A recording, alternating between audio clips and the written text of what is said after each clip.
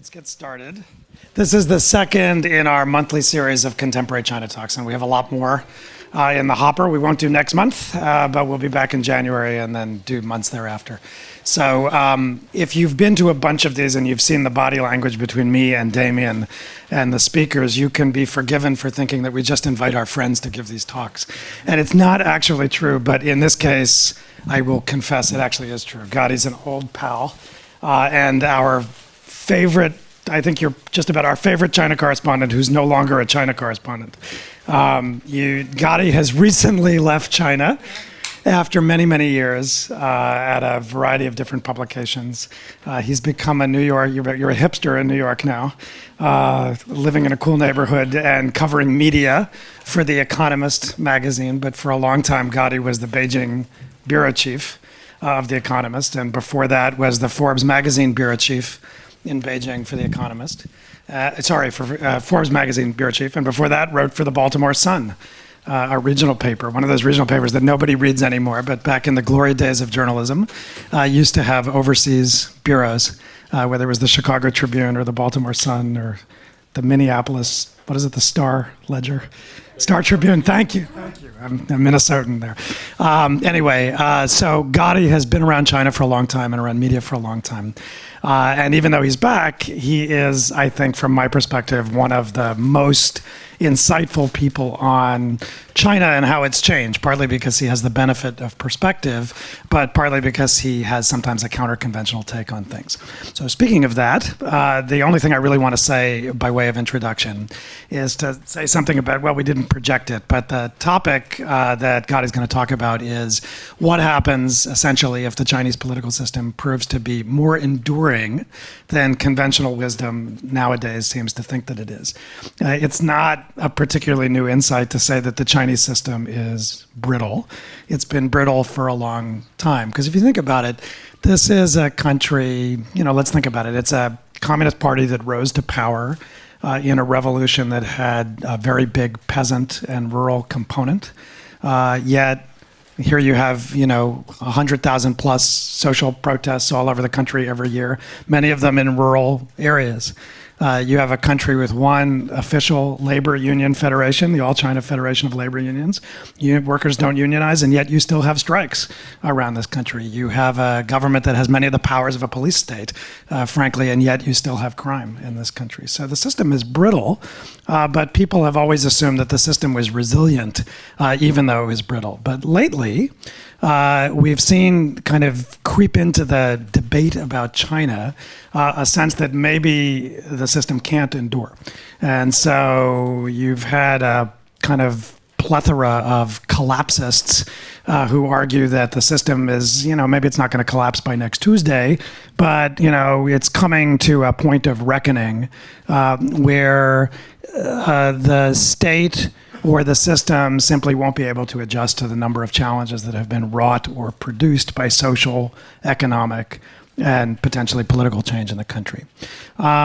But to those who've been around China for a long time, even though, as I said, the system is brittle, the system has a lot about it that actually has proved to be rather resilient in the past, which begs a lot of interesting questions. What are the sources of resilience?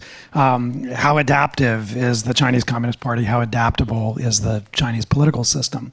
And so at a time when these arguments have crept into the debate, but also when the scope, scale, pace, and tenor of, I think, social and economic change are so great in China, beneath the headlines, if you go a lot, you see so much is changing. People's attitudes, the way people relate to each other, to institutions, to the state, that these questions have become much more interesting today. And so Gady, with his, you're not really, are you counter-conventional? You're counter-conventional in the sense that so many of these people seem to be dominating the debate these days. We thought it would be interesting to have Gady come and, do kind of an exit talk. How do you see China as you have now left after all these years, but also talk a little bit about this theme of resilience that I've heard you talk about privately, and where you see the system going and how you see it adapting to change or not. So we got a good crowd for you, and what we always do is just have you come up. We're very casual, so you do your thing, and then you'll do your own Q&A, and welcome to the University of Chicago. Gady Epstein. Thank you. Yeah. Am I mic'd already? Oh, yeah, you can. Thanks to the University of Chicago for hosting me here, for Paulson Institute for bringing me here. Thank you, Evan, Damien, Dinda, many others. And I see some familiar faces in the audience I haven't seen in like 20 years as well. So it's great to see people here.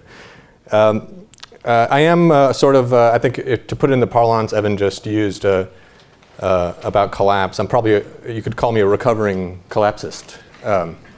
And I wanted to talk today about kind of how I have kind of transformed my views on China over the years from being on the ground there for 11 and a half out of the last 13 years. We spend a lot of time as journalists evaluating problems, and I think at our best exposing systemic issues, systemic flaws. We're well trained, I mean, this is anywhere, right, in the US or in China. We are well trained to take a politician's promises and expose how hollow they are. Now in China, this is an extremely rewarding proposition. The party has given us a lot of material to work with from when I first arrived in 2002, from taking people's homes without compensation, to letting factories pollute in exchange for a piece of the action or bribes, to allowing coal mine owners to run dangerous, deadly coal mines for the same reasons. All these things were things I covered at the Baltimore Sun. And then going to Forbes, covering more of the business side of this issue, the nexus of the state and private business and corruption. Then you're running into other systemic issues. Let's say at those same coal mines, accidents not being reported because journalists are taking bribes to cover up those incidents. If they're small enough that people haven't noticed them, then you will never hear about them. And then there's a price list based on what media organization you are, what size media organization you are in terms of how much money you can get for it. So I never lacked for such stories in my time at the Baltimore Sun and Forbes. When I came to The Economist in 2011, I was determined to spend a lot more time explaining more about how the system worked. And that's what I want to focus on today, how the system works. There are two dominant dueling narratives when it comes to China. People gravitate to them. There's the bull or the bear, the dragon slayer or the panda hugger. And becoming fluent on China demands a regular letting go of these perspectives, these biases. There are some stories that are told in almost precise, and can be told and have been told in precisely the opposite way from each other, with equal and opposite evidence. The role of NGOs in society, land reform, the internet, even the economy. How you saw these stories said as much about your perspectives as it did about China. Was China an exciting place that was transforming socially and economically and maybe in some ways politically? Or was it a place where independence, creativity, innovation, and freedoms were being stifled by a repressive political culture? Are an increasing number of Chinese frustrated with injustice, or is an increasing number of Chinese happy? You pick your data set and you go with it. How do you reckon with the fact that the number of suicides in China has plummeted in the last 25 years, in the last 20 years, in all demographics, urban and rural? You used to hear the stories about young rural women committing suicides in China at the highest rates in the world. That is no longer true, and it hasn't been true actually for 15 years. How do you reckon with the fact that so China executes right now more than 2,000 people a year, far more than the rest of the world combined, but they actually have reduced executions by 80% since 2002. So is it a cruel justice system that is inherently unfair, or is it actually trying hard to improve some conditions within that system? Some measure of both. Coal mines that I mentioned before. They were famous for killing thousands of people a year, every year. In 2002, the official figure was 7,000, and the real figure was probably over 10,000. Unless you read The Economist, you probably didn't notice that it hasn't. That they've last year the number was less than 1,000 people that died in coal mine accidents. Still a lot, but they also produced 2.5 times more coal now than they did then. The number of people killed per ton of coal produced has fallen by like a factor of 20. And none of these things were by accident. The number of executions dropping, the number of coal mine deaths dropping, there was something at work trying to make this happen. Now, at the same time, in coal mines, thousands of workers every year are still getting black lung disease, a much more subtle problem that is much harder to address, and that's actually not that hard to prevent, but harder systemically to address. And so this kind of gives you a little bit of a picture. I'm starting to give you a little bit of a picture of the complexities of the system and how they try to attack problems. China requires us to constantly reorient or recalibrate our perspectives because the story just doesn't fit one mold. Is the party state endemically incapable of addressing serious problems due to corruption and ineffective bureaucracy? Or is it picking the problems it can take on and gradually and methodically attacking them? So Xi Jinping came along and tested how we think about this. He seems to sum a very one-note story. Sinologist Jeremy Barmay calls him the chairman of everything. He draws comparisons to Deng or Mao or both. But he actually gives us an opportunity to test an essential question of whether there is a China model that he is working within. And if so, can it endure?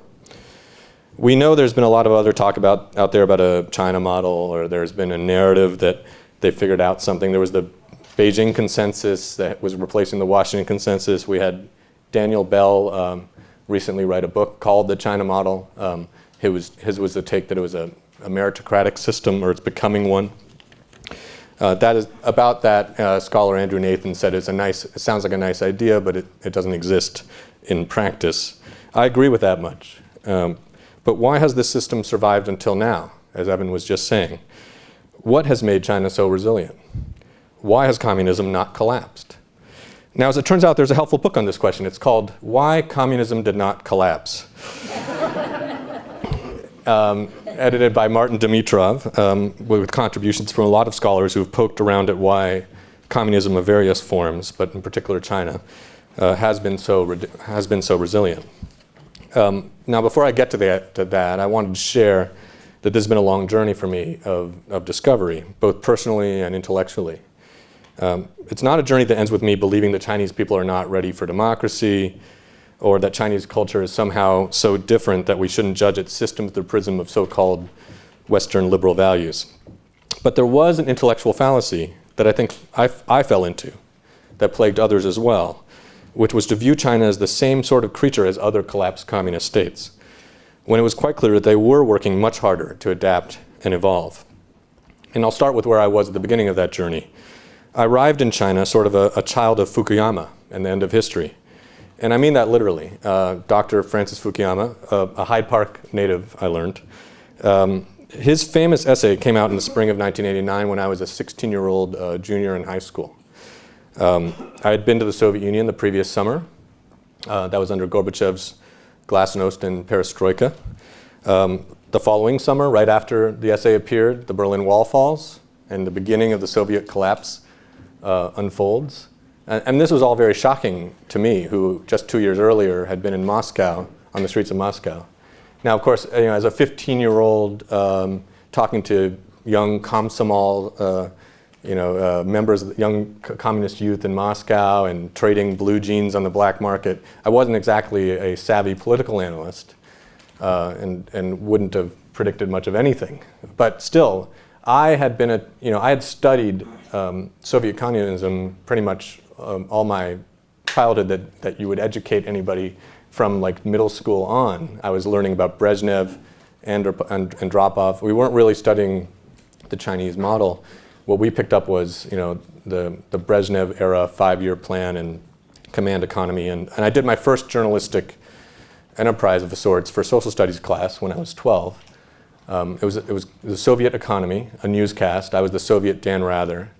And I did this sort of a report on the command economy and how factories couldn't respond flexibly to orders for which size of screw you wanted. It's very riveting television.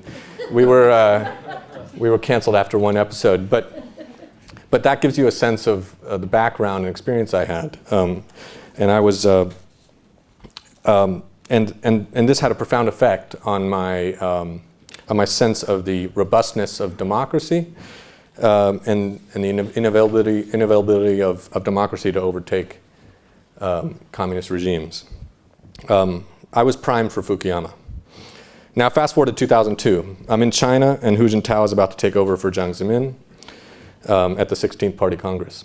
Some China watchers are asking, could he be the next Gorbachev? We don't know much about him. He's a man of mystery, a gray man who has said very little as he's risen, and he's left little trace on his way to the top. Could that be hiding the agenda of a daring and bold reformer? Some asked. Well, it turns out that he was in fact more a gray man, a party man through and through. But we projected onto him our assumptions. This was the world's biggest communist party, making its first leadership change since the collapse of the Soviet Union. There had been mass layoffs at SOEs at that time, gigantic demonstrations in the oppressed Northeast. There were tens of thousands of rural protests a year. There was talk about developing rule of law. Maybe all of this sounds a little familiar. China had entered the WTO and would be far more integrated with the democracies of the West. The internet had arrived and was going to give people information. It was going to make the whole system much harder to control. The old strategies of repression were antiquated and would become much harder to execute in this new era. Change must be coming, right? A few months earlier, in preparing to go to Beijing, one of the books I read was The Coming Collapse of China by Gordon Chang. Now, this was not like an expert tome. It was not scholarship by any means. But to the end of history disciples, to the children of the Cold War, it went straight to the pleasure centers of the brain. I think it was easy and remains easy to look at events in China and think, this will be the challenge that topples them. This could be what tips things over the edge. SARS in 2003, the rise of rights defense lawyers, Wei-Chuan lawyers, using the system's laws to force changes from within, a breed of dissident we had seen work so effectively to chip away at other Asian authoritarian regimes. A few years on, the Tibet riots, the Sichuan earthquake, the Urumqi riots of 2009, the high-speed train crash of 2011, after which mockery and discontent with the government spread so wildly on Weibo. The Bo Xilai and Zhou Yongkang scandal that threatened to rock the leadership transition in 2012. This summer, we had this whole stock market mess that just made the leadership look so incompetent. And an unbelievably massive explosion that left part of one of China's biggest cities looking like a moonscape. Meanwhile, outside of China throughout this time, we've had color revolutions in former Soviet republics and the Arab Spring in the Middle East. It would all be enough to make an authoritarian regime paranoid and insecure. Well, I do think China's leaders are insecure and maybe a little paranoid. I think that's one of their secrets to longevity. Complacent autocrats tend not to last. Chinese communism had its near-death experience in 1989, and after Tiananmen and the fall of the Soviet Union, China's been obsessed with not being next on the list of regimes to fall. So they've studied the past, and especially the Soviet failure, a lot, many, many studies.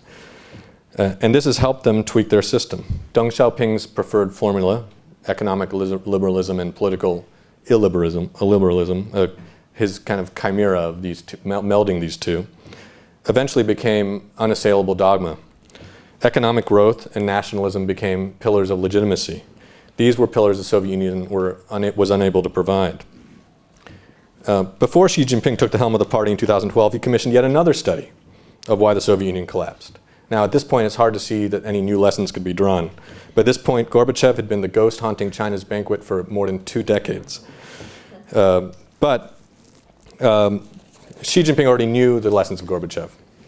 And I won't go through them here, because partly they relate to the lessons that he wanted to draw from this study. He was looking to expurgate another ghost, Leonid Brezhnev's, the guy I was studying in middle school. The party's historians concluded that it was Brezhnev who recoiled from market reforms, condemning the economy to a long, cruel winter. It was Brezhnev who let the rot of corruption and nepotism spread unchecked to the resentment of the masses. It was under Brezhnev that the party began to lose control of the gun, as the Red Army got stuck in the quicksand of Afghanistan, sowing discord and disillusion in the ranks.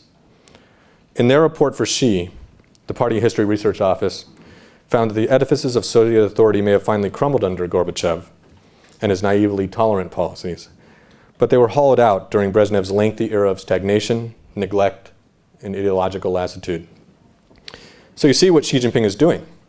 Ideological indoctrination on a scale not seen in generations, infused with a more robust and potentially militant nationalism, his China dream and his talk of sovereignty in the near seas and elsewhere, more strident than any vision the CCP had previously offered, anti-corruption on a historic scale, and pushing his idea of a reform agenda while establishing even more tight control of the internet to silence individual independent voices that would present an alternative narrative on any of these challenges. Beijing will control the ideology. Beijing will define who is corrupt. Beijing will decide what reforms are necessary. Xi is, in essence, doing everything he can to extend the warranty of the China model that was forged under Deng. Economic growth is the prettier half of Deng's chimera. There is real legitimacy contained in rising incomes and in high-speed trains when they don't crash, which they haven't since 2011. But it is not a sufficient recipe for an enduring authoritarian model. As people get richer, they get more demanding. And then when an economy slows, an authoritarian regime is more likely to collapse. About twice as likely according to one analysis, but I wouldn't say that's like a huge data set. That is why now, as China's economy slows, Xi is bringing the uglier half of the chimera into shape, into sharp relief. He has made it more plainly obvious that the idea is not, as some have hoped of China over the years, to evolve into a Western-style system that protects the individual as much as it does the regime. Empowering individuals, tolerating any independent scrutiny of government power would, in Xi's view, undermine the party's ability to rule effectively. No, the idea is to become better and smarter at being authoritarian. But to do that, he will need somehow to bolster a third pillar of legitimacy that has also been essential to China's survival: governance. And here, Dr. Fukuyama re-enters the picture. Fukuyama, seeing that history didn't quite end yet, has written a fair bit in recent years about governments. Done well, it can extend the life of authoritarian states. And this is something that China has actually known for quite a long time. David Shambaugh, in his fine book, Atrophy and Adaptation, explored all these studies the party had done about the Soviet collapse, this obsession that it had. And one of the most influential findings was that they needed to improve drastically the management of cadres and the bureaucracy, to make them accountable to performance goals and the like, and to make them somewhat more competent. The way they managed to do this is by giving millions of cadres throughout the bureaucracy responsibility targets. These had started to come into existence before 1989, but the system really rounded into shape since then. This is the most elaborate corporate human resources exercise in the world. Officials are scored each year, individually and in teams, and on how well they meet a series of targets, like performance benchmarks in a large company. As in a company, these targets are conveyed from the top on down through each successive lower layer of management. Some of these targets are soft ones. Failing to meet will not necessarily do much damage to an official's career. Others are hard ones or veto targets. Failure to meet them means lost promotions, pay rises, etc. And conversely, meeting them brings significant rewards. Maintaining social stability is a perennial veto target. And for many years, enforcing the one-child policy was as well. And I guess now the two-child policy. Economic growth has long been one of the more important targets. Achieving it would bring significant financial rewards, or could in some areas. Softer targets, by contrast, have included such lofty ideals as protecting the environment and following the law. The party's most important mandates, in other words, are quite literally above those things, are above the law. Assessing this from a value-neutral perspective, this system gives bureaucrats the flexibility to decide how best to meet priorities set by the party leadership. If they can deliver economic growth, social stability, and population control while following the law, bully for them. If breaking the law or ignoring environmental regulations or unfairly jailing a few citizens will help deliver economic growth or social stability, so be it.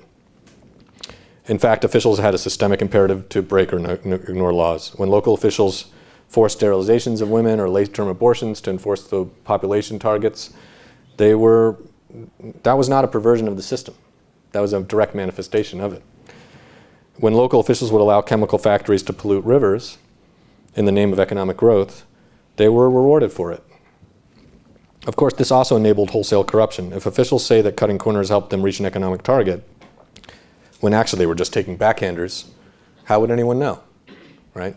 So some of this has shifted over time, and now they're adjusting targets on the environment, making them more important. And hopefully, as targets like cleaner air, cleaner water become more important parts of cadre evaluations, and cadres see their colleagues get rewarded for meeting those targets, you might see change in those areas over a course of 5 years or 10 years. But it's a slow process. It is a ruthless framework for governing, but also an oddly pragmatic and non-ideological one.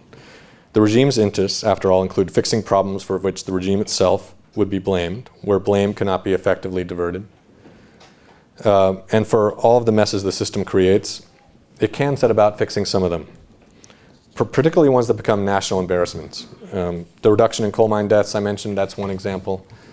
They literally set targets on how many people you could allow to die in your area of responsibility, and you had basically death quotas.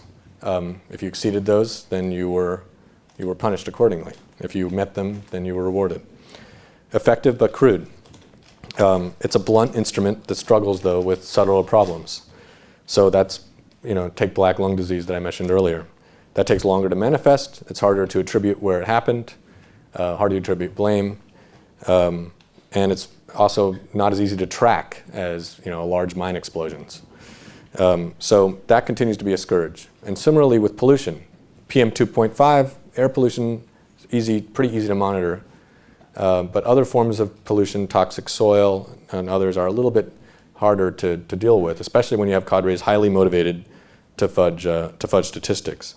We were talking about the wire earlier. I mean, they juked the stats in Baltimore. They also juked the stats in China.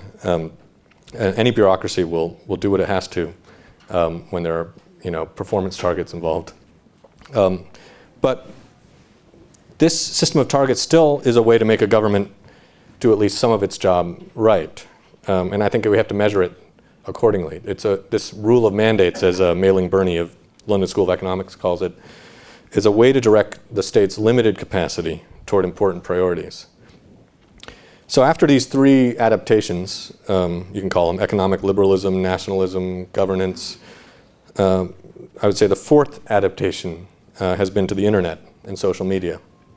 Many assumed that the internet would pose an existential threat to the party's monopoly on power by giving people access to information and each other in ways the authorities would not be able to control.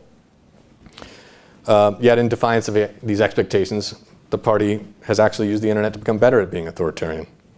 It has done so by making China's internet into a giant, well-appointed cage, building a great firewall to selectively block foreign websites it doesn't like, nurturing a thriving domestic internet, which provides plenty of distractions for the populace in the greatest Aldous Huxley fashion. And they have an excellent monitoring system. I mean, a well-developed monitoring system for seeing what their people are talking about and listening to what their complaints are. They can censor much of it, but even if it's censored, it doesn't mean it isn't read. And meanwhile, they can aggressively detect when maybe some sort of movement might be forming online, and stop any sort of attempt to organize in what they would call in the embryonic stage.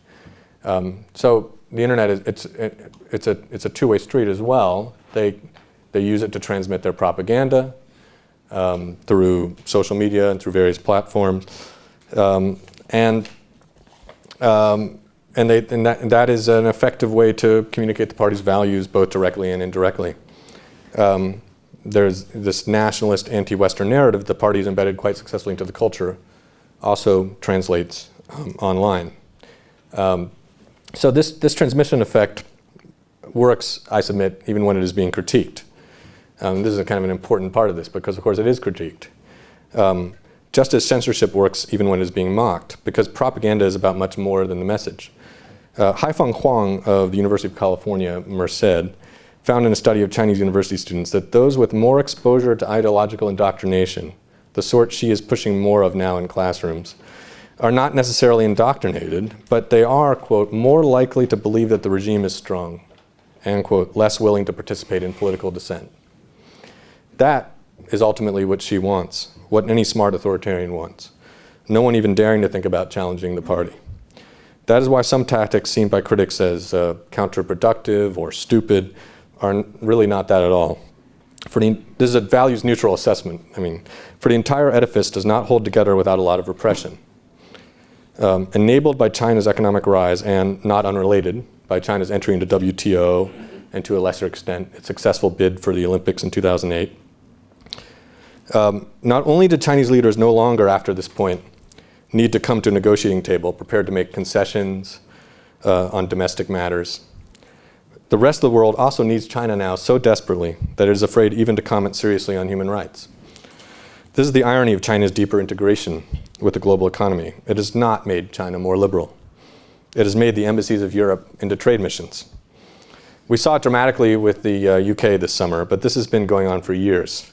European leaders, once strident on human rights, bending a knee to Chinese markets. Even the United States, which is in a position that it can exercise the most leverage of anybody, exercises very little at this point.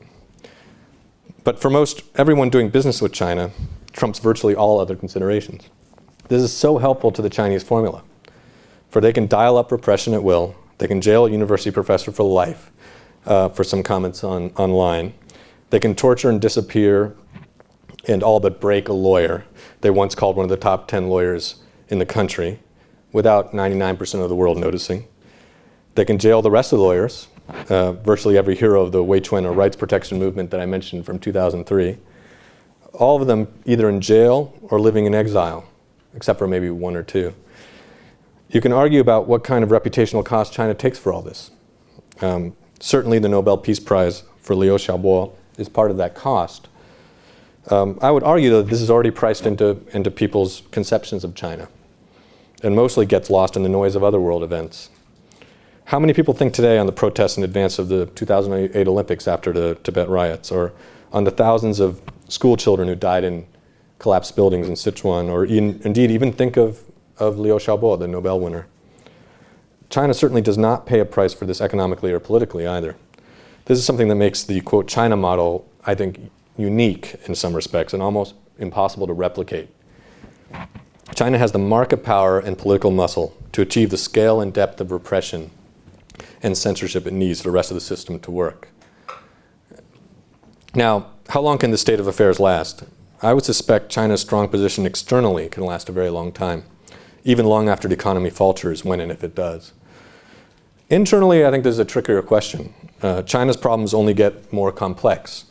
The subtler problems fester and carry long-term consequences, like all those miners with black lung disease. Mailing Bernie's, who I mentioned earlier, her surveys suggest that it will become more challenging over time for the system to continue to meet these challenges in ways that satisfies an increasingly demanding public. The targets just aren't flexible enough. They're not quickly responsive enough. They can work, though, for quite a while. I think we're talking about a very long time frame. How much time are we talking about? As my 16-year-old self learned all too well, the unpredictable is unpredictable. But China has done an excellent job of eliminating potential rivals to its power. The only credible rivals lie within the power structure itself at this point, the military, security apparatus. Expect that if the situation does get rough one day, things will turn uglier first. So I like to say that Gordon Chang, Mr. Coming Collapse of China, will be seen as a prophet one day in the year 2200. He called it only a half century in advance. In seriousness, I now still have some thoughts about the inevitability of democracy. China has a system of governments and set of conditions that could put off a day of reckoning for a long while. Interestingly, Fukuyama himself has hedged his bets on this. And just last week, he reportedly met in China with Xi Jinping. I imagine that was an interesting conversation. Maybe Xi was getting some ideas on governance. Who knows? Maybe on democracy. I sort of doubt it. I'm still a child of Fukuyama, but I've adjusted my expectations to a much longer time horizon. So apparently has he, and so should we all. So from there, I'd like to take your questions. Thanks. I wonder what you think about the impact of what kind of world order there is outside of China. George W. Bush spoke about the balance of power in favor of freedom. And so if you had a large number of the external world powers being liberal democratic in some form, that arguably would provide some external constraint and also external opportunities for example, a rising generation to go elsewhere. But on the other hand, if you had a world order where there were other resilient authoritarian systems, like in Iran, that now that it's opening can do a similar reform and opening up operation, and one could imagine other places. So what difference does that external balance make? That if the rulers of China see that they have a model that's being embraced in various forms by other states that are doing a similar enterprise, would that strengthen both the appearance of inevitability and legitimacy versus something that's more like the balance of power in favor of freedom? Right. That's a very good question. I think from a propaganda perspective, which is probably the most meaningful perspective to look at for what they're selling to their domestic audience about what's going on externally. What's most useful for them is when democratic revolutions falter, lead to chaos, when democracies get up to some of the same hijinks as China's accused of doing. Whether it's Snowden or Abu Ghraib or whatever examples you want to pick, they pretty effectively take advantage of these propaganda opportunities. And I do think that China's ability to export some of its techniques has served it well. But I'm not sure that really matters too much in them selling their system to their own people. But you do have many states, both in Central Asia, and Africa, Middle East, that are buying their technology for controlling the internet. I mean, they're literally buying their routers, and they can take off the shelf the ability to filter websites and et cetera. They don't have the real the personnel and the manpower and the knowledge the know-how to do very sophisticated kind of internet strategy that China has, and they also don't have their own homegrown market that's big enough for their own companies to thrive. So it's a little bit different in terms of exporting that. But I think that vision of, let's say, the internet and the fact that it is being replicated elsewhere also gives them an argument that the internet isn't how, let's say, American liberals would view it, and doesn't need to be that way. So I don't know if that completely addresses your question, but I would say that they're pretty happy with how the direction things are moving at this point. Yes? I wanted to ask, you talked about the different pillars. Do you think the economic pillar is the most important for the Chinese regime to continue its stronghold? I think it was, and yeah, I would say economic growth is the most helpful pillar when it's going, and it has been still strong enough to be the most important pillar. I do think that if it falters, then these other pillars become even more important. And I think without the pillars of nationalism and governance, and without making them as strong as you can, I think a faltering economy would put China in real peril. And what I'm trying to address is, I mean, it's already lasted this long. Maybe a fast-growing economy would have ensured that anyways. That plus repression, which is always a piece of resilient authoritarianism, is an effective repressive regime. But I think if you want to argue that this system could endure for much longer, you have to believe that these other pillars are being developed effectively as well. So I was curious about, you talked about the hard targets and the soft targets for promotion of Right. cadres throughout the system. And you mentioned that basically at least until recently, social stability, the one-child policy, economic growth, those are basically the hard targets. And then there are the sort of softer ones that might be protecting the environment and rule of law. So at the Paulson Institute, we're doing a lot of work, as you know, on environmental issues, and we've been encouraged by the fact that in the past, year or so, the government has been talking a lot more about the importance of the environment, with their pollution crisis and whatever, and have also said that in the future, officials will be promoted based on one of the criteria will be, their environmental performance. Right. So I guess what I'm wondering is, when will we know if that has shifted to becoming a real hard target as opposed to still being they sort of say it's important, but it's still really a soft target? Right. Is it real or not? Right. So it is already, in some areas, it's already real. And the way you know is, and they're not like publishing this for everybody, but there are ways to determine, some governments actually, you'll see, local governments, you'll see someone has posted online what the targets are. They're not, I don't think they're really supposed to be doing that, but some people, scholars have found targets that way, or mostly it's through interacting directly with officials and finding out what they are. Because this is actually, interestingly, not a system that the general Chinese public is extremely conscious of or aware of. And they don't go out. There is mention of these targets in the press. But it's not a focus that the people are kind of deeply aware of. So and they don't publish lists every year. Okay, these are the targets for everybody, and they're differentiated regionally, right?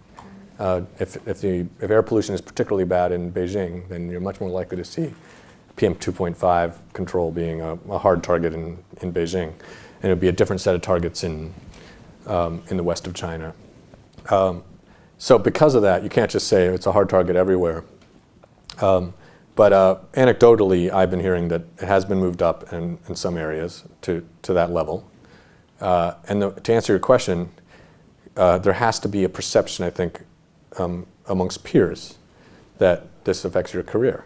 I mean, in the past, I think the perceptions have been, it's not just targets, it's also of course patronage and kind of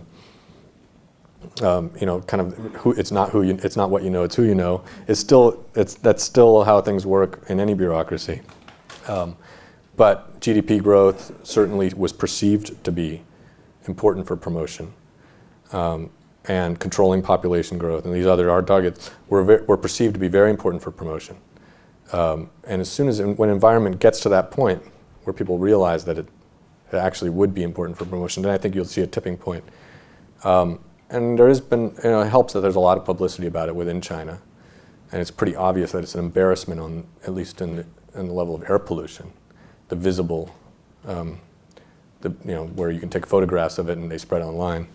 I don't know. It remains to be seen whether on the subtler problems, whether people will feel like they can get away with it. Now, this is something issue that the national government has always struggled with, is how to get better data, because they know cadres will try and juke the stats. And so that's not as much of an issue on air pollution, but it is an issue on a number of other environmental measures, right? Very difficult. And so I think it's going to be a long, slow kind of haul on those. But you're suggesting, in a sense, that growing awareness actually is important in terms, like public awareness is important in terms of influencing policy as well, influencing. Absolutely, I think it is. I mean, yeah. I think PM 2.5 is a good example of that. Yeah. That target in Beijing, for instance, wasn't changed until after the 5-year plan was already put into place. I think in 2012, they sort of improvised that they were going to elevate the importance of that target. And that was in response to public outcry. And I mean, this is one of the things I think is concerning about the even tighter controls on the internet, because if you do have less of that public discussion, then it's harder for those issues to bubble to the surface. But they also get a lot of inputs still, and I think they make somewhat effective use of them. Yes? Hi. Oh, sorry. I have a two-part question. So I was talking to someone I worked with who's from China and keeps in touch with people around the time of the Hong Kong protests. And so the first part of the question was, I was sort of talking to him and sort of expected he would be sympathetic to the people in Hong Kong, Right. but he was not. And he was from the mainland, and he sort of conveyed the sentiment that many people that he knew on the mainland were not at all sympathetic to the people in Hong Kong, almost of the opinion that like they already have so much, there's so much more flexibility there that he kind of felt like they were almost whining, which was I was just really surprised by. I just wouldn't have expected that. So I was wondering if you talk about that. And then the second part of the question was, we were having this continuing conversation, and I had asked him if he thought that those kind of protests would ever happen in China, like in the near future. And his response was no, because he didn't think that the middle class and upper middle class of China had enough respect for the lower classes in China that they wouldn't want to empower the like uneducated rural masses of China with the vote, because they would find that destabilizing. Which again I just had never even really thought about that. So I was wondering if you encountered that in your time there, that sentiment of towards Hong Kong and then also towards the rural masses in China. Right. On Hong Kong, yeah, I've run into a lot of that. There's, I think, a feeling that, I would say that mainlanders tend to view, this is very broad brush generalization, right? But there is a class of mainlander that tends to view the people of Hong Kong as spoiled brats. They have this nice, much more free system. It's a relatively prosperous society, and what are they complaining about? I think it is. Of course, they're getting. I don't know what the level of information they're getting is a little bit different, and the perspective that they're getting it within is different. But yeah, I think there's a feeling of that Hong Kongers also feel superior. There's resentment of that, and then this goes both ways. There's a lot of resentment of mainlanders who are streaming into Hong Kong as well. I would say that I wouldn't say there's a lot of love across that border. So it doesn't surprise me that there's not a lot of sympathy either. The second question, that's much harder. I think it's you can't make a broad generalization about what upper middle class or middle class people will be discontented with or not.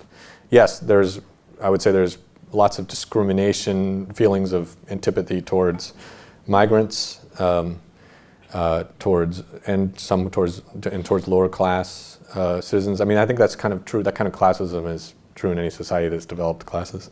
But they also have their own complaints. They don't want a PX plant or some other polluting some plant they perceive to be a polluting chemical plant anywhere near them, and they'll protest those. And there have been protests in cities across China, kind of not in my backyard, protests. I do think you haven't seen the middle class rising up, because I do think in general they have gotten theirs. The people in cities are doing well. I think where you get to a problem in cities in China will be when you develop such urban slums or huge inequality that you would see some sort of kind of internal instability develop in big cities. We're not at that point. They have some real problems with their household registration system, where they're not doing a good enough job of integrating migrants into their cities. And I think it would be to their benefit. And I know the Paulson Institute feels the same way, and it's just written on this recently. Evan and Damien have. If they sped up hukou reform, hukou is the household registration system, and allowed migrants to have more rights along with alongside city residents. Now, there would be pushback against that, of somewhat of what you just described, this kind of resentment. People want to protect their access to education, to public services, et cetera, and they feel that would be threatened if hukou reform is sped up. And that's one of the big reasons. I think it's one of the big obstacles. There's other obstacles. And I think then you would see some of that resentment kind of maybe come to a boil in some places, but not in a way that challenges the viability of the regime, And so I think it's hard to make a generalization about that. Yeah. I've spent a lot of time in China, and I've written a few books in China. One of My favorite is the Beijing Maestro, which is the story of Deng Xiaoping. But anytime I read the Financial Times and your publication, the Washington Post, Bloomberg, I always get in the narrative as if the West, and especially America, is jealous of China. Do you think that's a fact? You feel that the narrative, you feel like that the stories are negative about China? No, I said the narrative Yeah. is laced with jealousy regarding China. Like, how dare they become exceptional? Because we're the exceptional one. And I listen to you, and I'm getting the same thing from you all the time. I can tell you I'm not jealous of China. Is that right? Yeah, but why aren't you? Why aren't I? Yeah. I think, you mean like, let's say, speaking from a regime perspective, or of the Chinese people, or, I mean, yeah. Frontier, how they become, how they moving up, the China rise, the China dream, how dare they? Yeah, I don't think there's no feeling from me and many reporters I know of how dare they. It's just like, this is surprising and interesting, That's not the same thing. I don't think it is. I think it's just a great story, and saying that in a values neutral way. It's an amazing story of our time, and I think that's how we approach that story. We're looking for the different implications of that rise. The emphasis is in problems, but I could walk out Hyde Park and see problems. Right. Well, this is what I was trying to say at the beginning. I think reporters focus on problems. That's what we do. we challenge politicians and governments around the world, whether democracies or otherwise, on what they do wrong. And what I was trying to talk about is that I also am very interested in looking at how a system works. And so that's actually really the point of my remarks today, actually. So I take your point. Thanks. There are a lot of reporters and journalists and scholars out there today studying China, not necessarily because they're pursuing their own self-interest or because of jealousy or pursuing their own political agenda, but they're genuinely concerned about what is going on in China. And some of them commit the deadly sin of identifying human rights with Western values, which only causes reaction among the Chinese. But many others, they actually try to invite the Chinese to a global conversation for the greater good. And they do have an audience. A lot of Chinese people, especially young people these days, they study those ideas, those solutions, those proposals in the most detailed manner. But how much do you think those ideas are actually being wasted at the end of the day because of the level of ethnocentrism or fixed ideas or ingrained ideologies or basically peer pressure among the Chinese audience? You mean Western liberal ideas? Western liberal ideas. Enlightenment ideas. Right. Exactly, or any genuine solutions that are trying to invite the Chinese to a more global conversation. How much do you think those ideas being wasted because of the reasons I just listed? Well, actually, I don't think they're being wasted because of ethnocentrism. The Enlightenment ideas were translated into Chinese at the end of the 19th and early 20th century and had a very wide audience at that time, at the end of the Qing, towards the end of the Qing. Those ideas inspired people like Sun Yat-sen.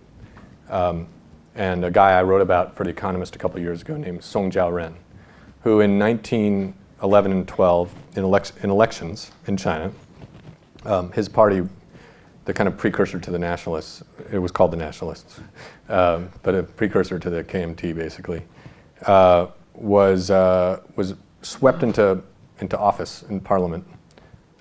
He was going to be the prime minister.